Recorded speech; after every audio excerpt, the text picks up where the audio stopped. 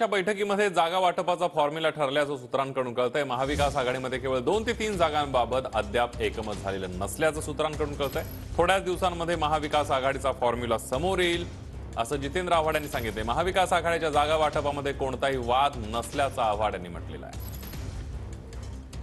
बैठक संपन्न झाली आणि माझ्यासोबत जितेंद्र आव्हाड आहेत। सर, काय ठरलं बैठकीमध्ये नेमकं? एकदम आनंदात खेळीमेळीच्या वातावरणात चर्चा पार झाली। MBA एकत्र निवडणुकींना सामोरे जाईल। आज कुठलाही वादविवाद कुठल्याही सीटवर झालेला नाही। थोड्याच दिवसात संपूर्ण चित्र आपल्या समोर येईल। पुन्हा वरिष्ठ नेत्यांची सर बैठक होणार की नाही? पुन्हा वरिष्ठ नेत्यांची बैठक होईल, ती देशासाठी होईल।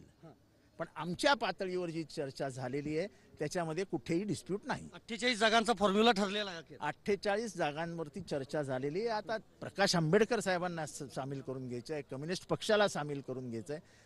प्रकाश आंबेडकरांच्या साहेबांच्या संबंधात शरद पवारजी आणि उद्धव ठाकरेजी बोलतायत।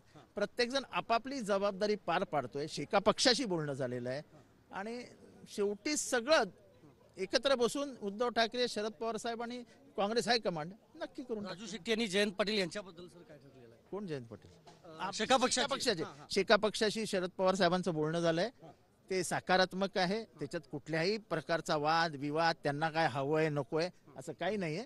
अंतिम निर्णय ते दोघं, जयंत पाटील आणि शरद पवार साहेब घेतील। धन्यवाद सर।